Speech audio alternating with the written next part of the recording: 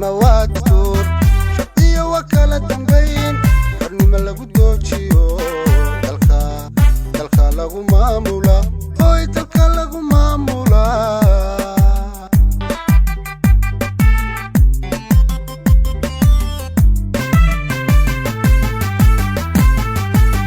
dalka lagu kala hagaa daweeyaan barashadiisu dadkayga wada akhriya dastuur waa inoo muhiim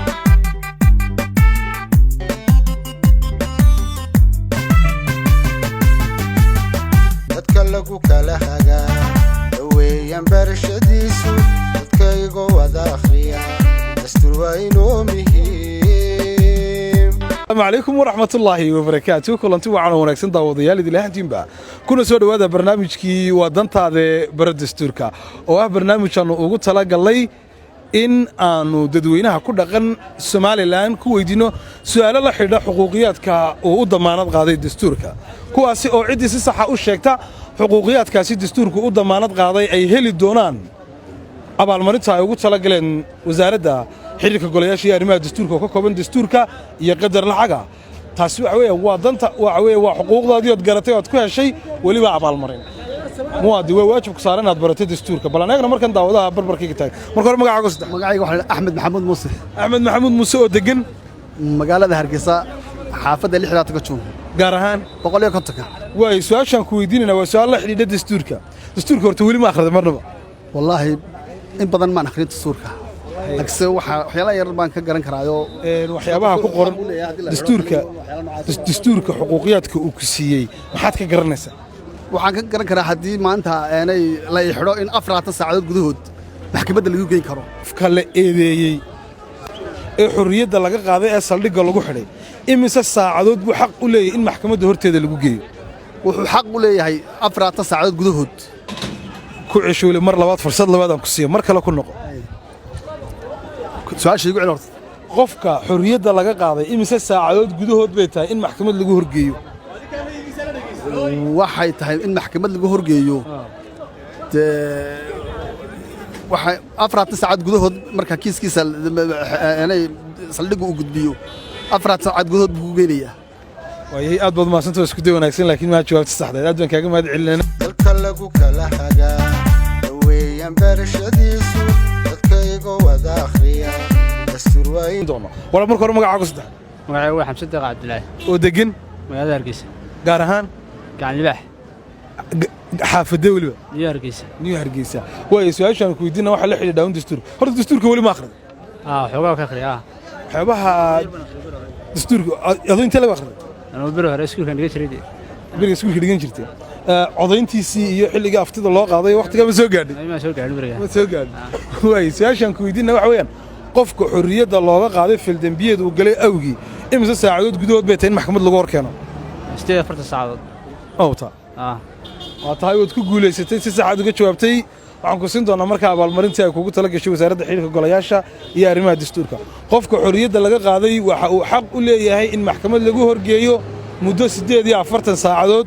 gudahooda hambalyo halkaas waxa weyn waa dastuurkii halkaasna waa qadar lacag ah oo loogu talagalay guulaystaa ku guulaystaa waxa ku guddoonsiisay wasaaradda xiriirka golayaasha iyo arrimaha dastuurka sidaad u aragtaa barnaamijka wallahi aad baan ugu mahadnaqayaa wasaaradda dastuurka in dastuurka la bartaana waa muhiim waa hantidii qaranka waa dantaada barada dastuurka aad baad mahadsan dalka lagu kala hagaa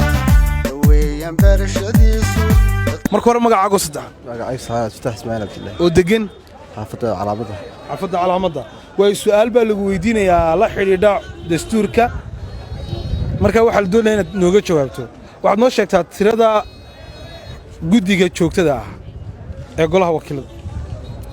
tirada xubnaha guddiga joogtada ee golaha wakiilada 4 jawaabtaadu u dambeysay mar kale aan ku siiyo 4 صح waa isku day wanaagsan laakiin ma jawaabta saxdeed aad bad ugu dhaweysay aad baan kaaga mahad celinayaa dalka lagu kala hagaa daweeyaan barashadiisu magacaaga saddex Shafii Sanskar oo degan Hargeysa way shaafici su'aashan ku weydiinna waa su'aal la xiriira dastuurka waxaad noo sheegtaa hay'adaha gaarka ah ee dawliga laba ka mid ah ee dastuurka ku xusan dastuurku hay'ado fara badan oo gaar ah oo dawliga buu sheegaya oo uu leeyahay hay'adahaas waxay noqon doonaan hay'ado gaar ah oo dawliga oo dastuurku si cad u sheegay maxaa ka mid ah kuwa maxkamadda xeer ilaalinta hay'adaha maxkamadda xeer ilaalinta iyagu hay'adaha maxalliga dawladda Soomaaliya maxay tahay sharciga waafaqsan maxkamaddu waxay ka mid tahay dhaqaarada dawladda fulinta sharci dejinta iyo garsoorka iyo waliba waxa garsoorka soo galaysa marka hay'adaha maxaa ka mid noqon kara waliba hay'adaha gaarka ah ee dawladda waxa ka mid noqon kara hay'adaha sida gaarka ah dadka danyarta oo caawiya in awoodi kareen sharciyan maxay tahay qabsadaan loo yaro waayo waa isku day wanaagsan laakiin ma jawaabta saxdeed aad baan kaaga mahad celinaya sida quruxda badan leh ee aad nooga qayb qaadato dalka lagu kala hagaa weeyaan barashadiisu dadka uu markii hore magacaaga saddexan محيدي فيصل محمد oo degan هرقيسة نيو هرقيسة waa tahay su'aashaanu ku weydiinayna waa su'aal la xiriira dastuurka su'aashu waxay kooranaysaa waxaad noo sheegtaa hab maamuuska koowaad ee qaranka ka labaad ka saddexaad iyo ka afraad sidee bay u kala leeyihiin mas'uuliyiinta dawladdu marka ugu horeysa hab maamuuska koowaad waxa le waa shakhsiyaad bad u diinaysa Soomaha shakhsi waxa le madaxweynaha jamhuuriyadda Soomaaliland in gudoomiyaha baarlamaanka ayaa gudoomiyaha maxkamadda waxaad muddo saddexdii dhadhaaro inaad soo kala qabateen baarlamaanku waa imse isagu ma guud ahaan waa 81 xubnood waayahay aad baad u mahadsan tahay laakiin waa jawaabta saxdeed waxaan rajaynayaa inaad kuwa dambe sii doonto dalka lagu kala hagaa weeyaan barashadiisu magacaagu saddex magacaygu waa cabdiraxmaan yaasiin gariib oo degan magaalada hargeysa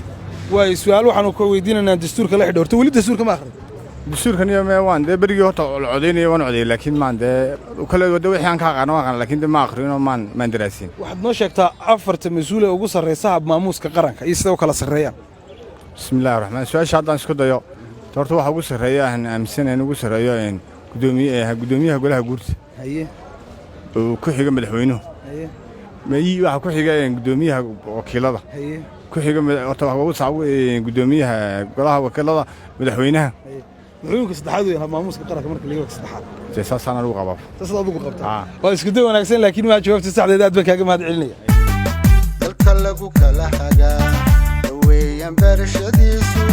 odayaal weli waxaanu ku guda jirnaa barnaamijkii waa dantaade bara dastuurka oo ah barnaamij aanu ugu talagalnay dadweynaha ku dhaqan Soomaaliland inaanu ku weydiino xuquuqiyaadka iyo su'aalaha kale la xiriira dastuurka kaasi oo cidii garata la siin doono abaalmarin ugu horeeya dastuurka iyo qadar lacag ah oo ay ugu talagashay wasaaradda xiriirka golayaasha iyo arrimaha dastuurka marka hore magacaaga waxa la yiraahdaa Fuusiya Xaaji Ciise Maxamed oo degan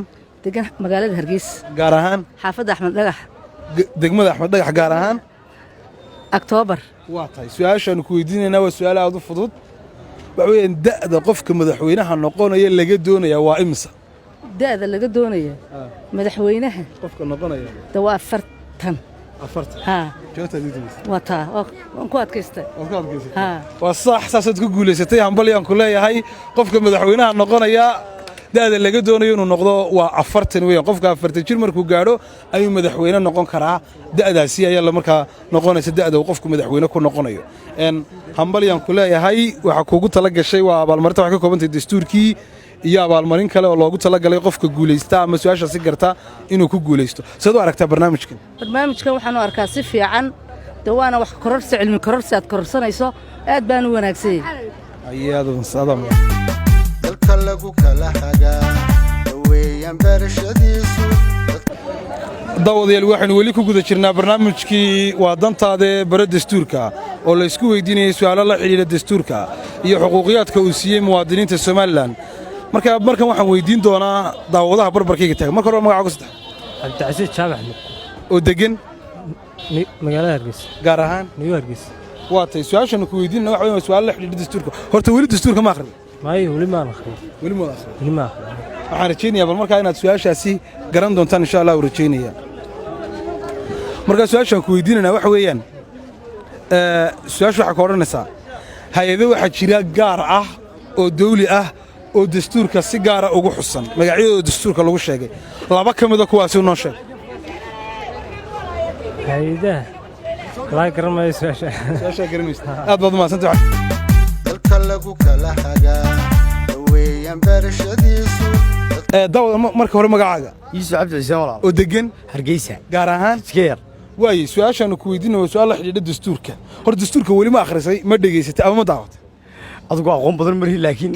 dee dastuurka kulley waa waxaa laynagu maamulaa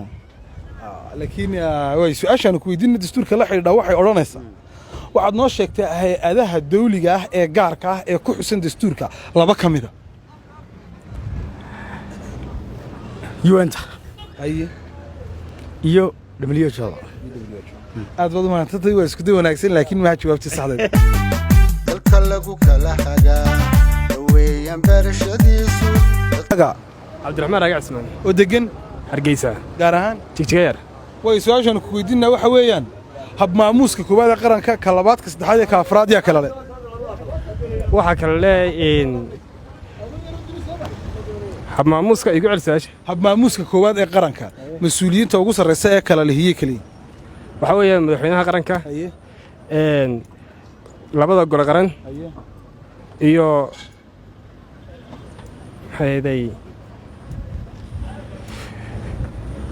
maxay hayday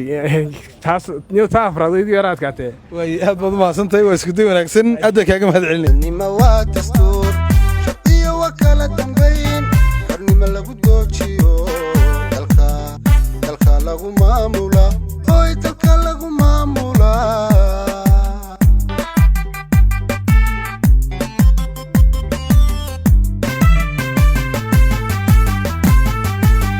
dalka lagu kala hagaa weeyaan barashadiisu dadkaygo wada akhriya